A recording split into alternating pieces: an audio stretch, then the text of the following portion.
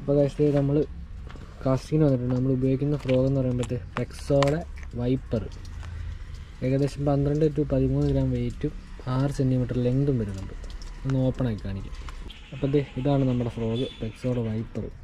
ഷാർപ്പായിട്ടുള്ള 2 hook വരുന്നുണ്ട്.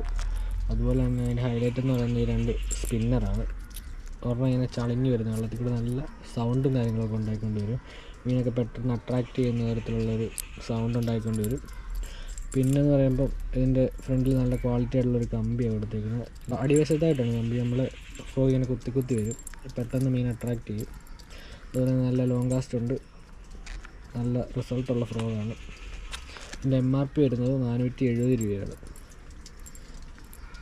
നമുക്ക് cast ചെയ്ത് നോക്കാം.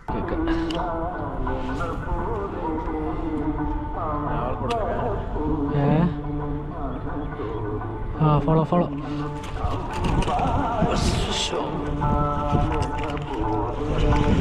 പോകാൻ മതിയായിരുന്നു.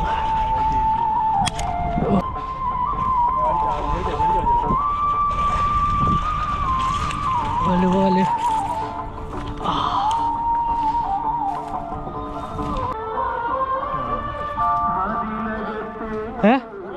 വരാല